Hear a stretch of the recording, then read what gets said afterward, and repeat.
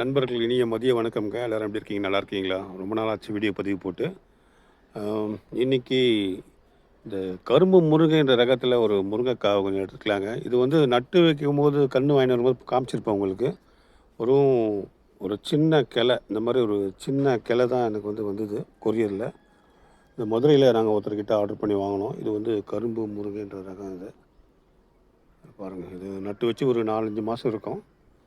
நிறைய பூ வச்சது கொட்டிச்சு. இப்போ நிறைய காய் வச்சுருக்கு. ஒரு 9-10 காய்கிட்ட இருக்குது பாருங்கள். 1 2 3 4 5 6 7 இன்னும் 2-3 பிஞ்சு இருக்குதுங்க.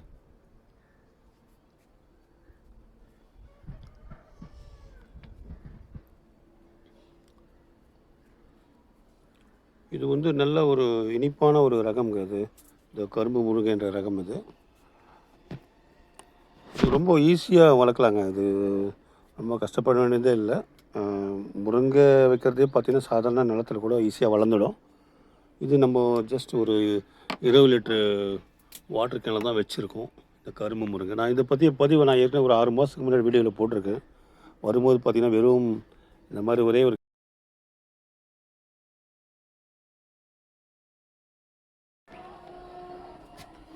நமக்கு வந்தது கொரியரில் இப்படி தான் வந்து நான் சொல்லியிருந்தேன். இப்படி தான் இந்த சைஸ் தான் வந்திருந்தது. இது பார்த்திங்கன்னா இது வந்து விண்பதியம் ஈஸியாக நம்ம பண்ணலாங்க. விண்பதியம்னா ஏர் லேயரிங் மெத்தடுன்னுவாங்க. அதாவது இதில் பூ இட்டு காய் காய்ச்சிச்சின்னா இதை நம்ம காய் கிள்ளிறோம் இல்லைங்களா, கிள்ளிட்டு இதில் வந்து சும்மா ஒரு அடி விட்டு இங்கே அழகாக இங்கே ஒரு கட்டு இங்கே ஒரு கட்டு கொடுத்து தோல் எடுத்துகிட்டு இதில் வந்து கொஞ்சம் மண்புழு உரம், உயிர் உரங்கள் சேர்த்து ஒரு பிளாஸ்டிக் கவரில் அமுக்கி இப்படி நம்ம ஃபுல்லாக கட்டிடணுங்க. கட்டிட்டு ஒரு 2 மாதத்தில் பார்த்திங்கன்னா இது வந்து வேர் விட்டுருக்கோம். இது அதுக்கப்புறம் நம்ம இங்கே ஒரு கட் கொடுத்து இதை நம்ம அப்படியே தனியாக எடுத்துடலாம்.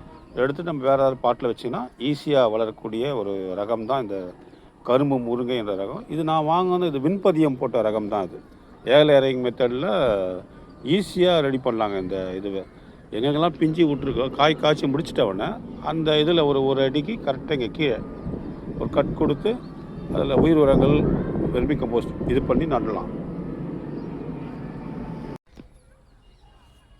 எனக்கு வந்தது பார்த்திங்கன்னா இந்த மாதிரி ஒரு ஸ்டெம்மு தாங்க. இந்த மாதிரி ஒரு ஸ்டெம்மில் ஒரு அடி வந்ததுங்க, அவ்வளோதாங்க. பொரியலில் வந்தது. நான் அதை பிரித்து 2 பங்கு செம்மண், ஒரு பங்கு சாண உரம், கூட கொஞ்சம் மண்புழு உரம், வேறு சில உயிர் உரங்கள் இதெல்லாம் சேர்த்து தான் அதை நட்டு வச்சேன். அதனுடைய பதிவு பார்த்திங்கன்னா நேச்சுரல் டெரஸ் கார்டன் சொல்லி நீங்கள் யூடியூப்பில் போனால் பார்க்கலாம். இந்த வீடியோ கிளிப்ஸும் இதெல்லாம் சேர்த்து காட்டுறேன் நான். ரொம்ப ஈஸிங்க. ஜஸ்ட் ஒரு 20 லிட்டர் பெயிண்ட் பக்கெட் டப்பா தான் பார்த்துருக்கீங்கள்ல. ஸோ இதுலேயே பார்த்திங்கன்னா கிட்டத்தட்ட ஒரு 8-9 காய் பறிச்சிட்டோம். இங்கே ஒன்று இருந்தது, சமையலுக்கு எடுத்துட்டோம். இந்த மேலே ஒன்று இருக்க பாருங்கள், ஒரு 8-9 காய் இருக்குங்க. 2 3 4 5 6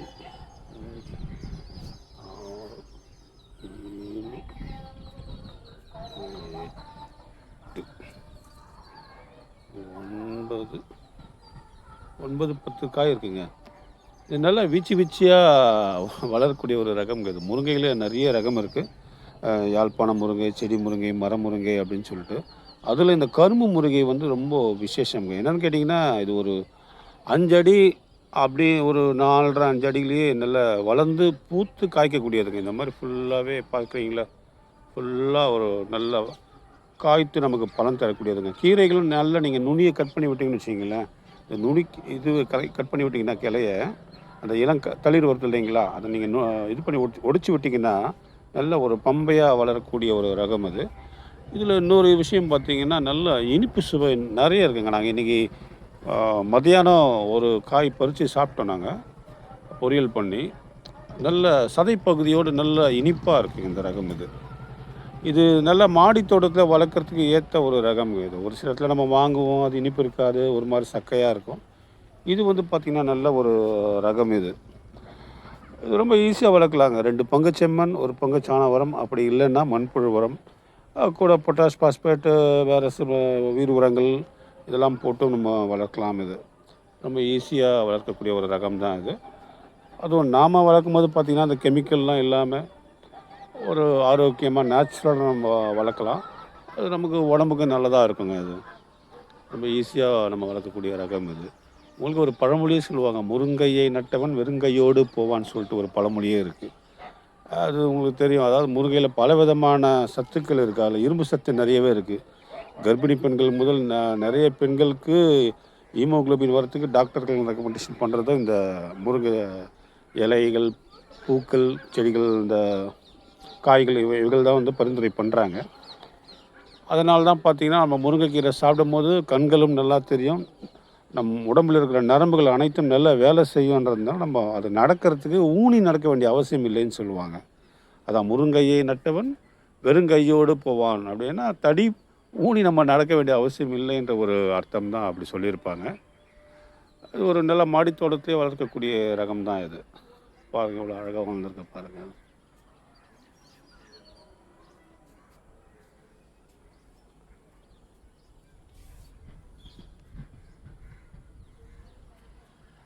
ஸோ சேனல் பிடிச்சிருந்தா லைக் பண்ணுங்கள், ஷேர் பண்ணுங்கள், சப்ஸ்கிரைப் பண்ணுங்கள்.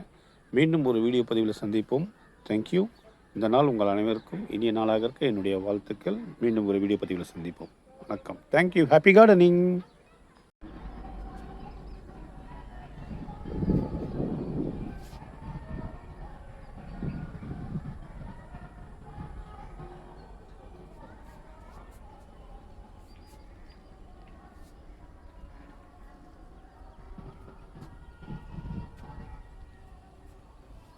இதெல்லாம் குண்டு மல்லி செடிங்க. இப்போ சீசனு நல்லா பூக்க ஆரம்பிச்சிருச்சு இதெல்லாம். இது நம்ம வீடியோவில் பார்த்துருப்பீங்க, போன வாரம் கூட பார்த்துருப்பீங்க, வீடியோவில் போட்டிருந்தேன்.